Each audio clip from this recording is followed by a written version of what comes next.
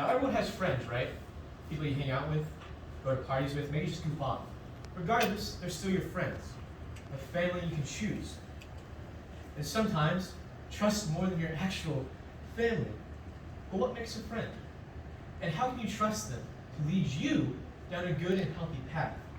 Because believe it or not, we're a lot more impressionable than we think. For example, if we hang around people that cuss a lot or do bad things, and we might start doing that ourselves, kind of like in Proverbs 22:24-25 tells us to. Make no friendship with an angry man. With a furious man thou shalt not go, lest thou learn his ways, and get a snare to thy soul. But maybe it's not that dramatic. Maybe it's just a change in your attitude, maybe your views, or just your morals. Because believe it or not, we're a lot more impressionable than we think. And that's why we should surround ourselves with good and godly people. But what does that mean? What does it mean to be a godly friend? Proverbs 13:20. Walk with the wise and become wise, for a companion of fools suffers harm. Well, to first discuss what makes a godly friend, I think we need to talk about the different types of friends. First one being what I like to call the Chick-fil-A friend, or the playground friend, or like an acquaintance, right? Maybe someone you'll meet maybe once, maybe twice, but that's kind of it. It's just over, right? I think a good example of this, really good Samaritan, in Luke 10:33-35. But a Samaritan, as he traveled, came where the man was, and when he saw him, he took pity on him. He went to him and bandaged his wounds, pouring on oil and wine. Then he put the man on his own donkey and brought him to an inn and took care of him. The next day, he took out 2 denarii and gave them to the innkeeper. Now those two, they'll probably never see each other ever again. But nonetheless, while they were still there, they still made a difference in each other's lives.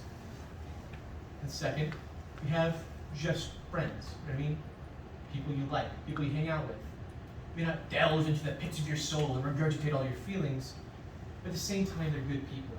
You can talk to them, hold a conversation with them, say hi in the hallway or at work, whatever it may be. Finally, we have the elusive best friend. Now these guys, they only come around every so often. We should cherish them while they're here. You can trust these people as if they're your own family. A good best friend will stick by your side no matter what. Kind of like in Proverbs 17:17 tells us. A friend loves at all times, and a brother is born for adversity. But sadly, sometimes friends can grow apart. We get older, interests change, things happen. Maybe you got in a fight. Friendships are strong, but they're fragile. And being able to take years and years of whatever life will throw at you, just one word, or maybe just a conversation gone wrong can rip it all down. I like the saying, trust takes years to build, but only seconds to lose. Proverbs 18:19 kind of tells us this too. A brother offended is harder to be won than a strong city. And their contentions are like, excuse me. And their contentions are like the bars of a castle. But is it worth it to forgive? Is it worth it to give and work for a seemingly hopeless cause? I may not know your situation personally, what I do know is that if you try to forgive that person, just try, you lift a heavy weight from the both of you. And no, I'm not saying your friendship will be the same. It probably won't be. But taking that weight off, you give more room for growth, more room for love. In Proverbs 17:9, it tells us that one who forgives an affront fosters friendship, but one who dwells on disputes will alienate a friend. Friendships that take work to maintain, and understanding from both parties, not just one. It's easy to characterize friendships in these little groups and niches, but really they're so much more complex than that. They're messy, gross. But really, they're so much more complex than that. Is it risk the payoff, the camaraderie? Is it worth it? Is it worth the risk of being hurt? Proverbs 27:9, it tells us that ointment and perfume are rejoicing to the heart. So doth the sweetness of a man's friend by hearty counsel. Or in Ecclesiastes 4:9-10, 2 are better than 1, because they have a good reward for their labor. For if they fall, the one will help up his fellow, but woe to him that is alone when he falls. for he hath not another to help him up. With this verse, we see that friends are good things. And of course, they'll make mistakes. They'll let us down, hurt our feelings, or whatever it may be. They're human. It's natural. It's what we're going to do. But do you know who doesn't make mistakes? God. And yes, I know it does sound cheesy, but God is the best friend you can have. He's always there for you. He's always ready to hear more, ready to hear about your day. Maybe it's not super personal. Maybe it's more of like a friendship. Or maybe it is personal. You talk to him about your feelings, about your day, whatever may have gone wrong. In John 15:15, it tells us that no longer do I call you servants, for the servant does not know what his master is doing, but I have called you friends. For all that I have heard from my Father, I have made known unto you. And with Jesus, you're never truly alone. Remember, he was human too. He knows how it feels to be sad, angry. He knows how it feels to be betrayed by a friend. He knows how it feels to be human. We can never expect our friends to be perfect. As the same with ourselves. We're all imperfect. And that's okay. A true friend, they look past those and to your true self. Take Elihu for example. He's one of my favorite Bible characters.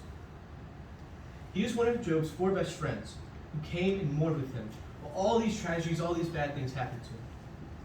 Well, instead of helping Job, actually talking with him, they talked down to him, insulting him, saying things like how he deserved what happened, and how he's been a bad person. But Elihu, he was different. He comforted Job. He talked to him.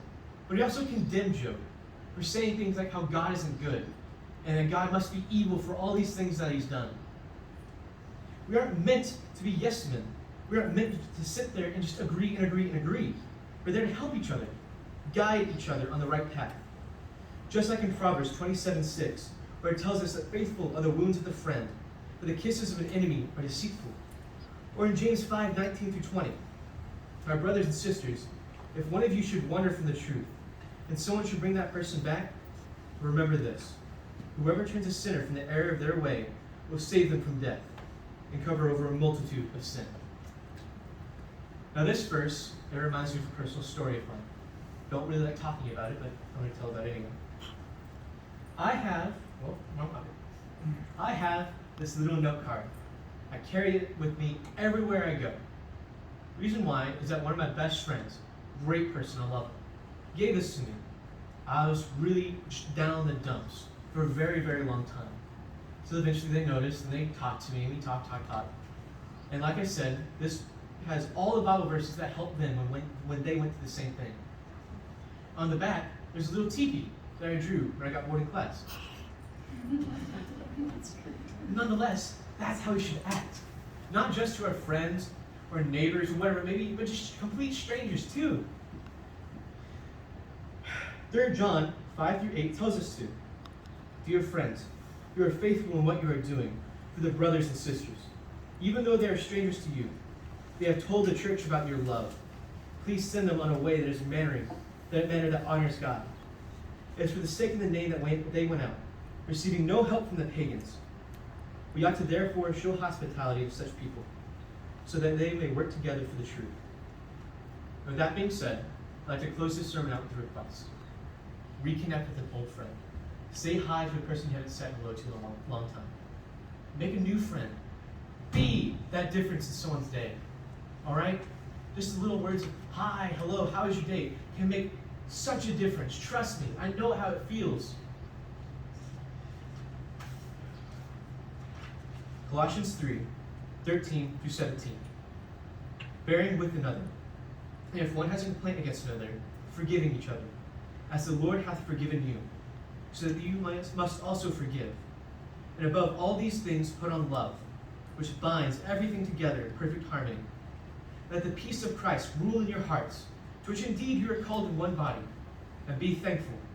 Let the word of Christ dwell in you richly, teaching and admonishing one another in all wisdom, singing psalms and hymns of spiritual songs, with thankfulness in the Lord to God. And whatever you do, in word or in deed, do everything in the name of Lord Jesus, giving thanks to God and the Father through him. Thank you very much for listening.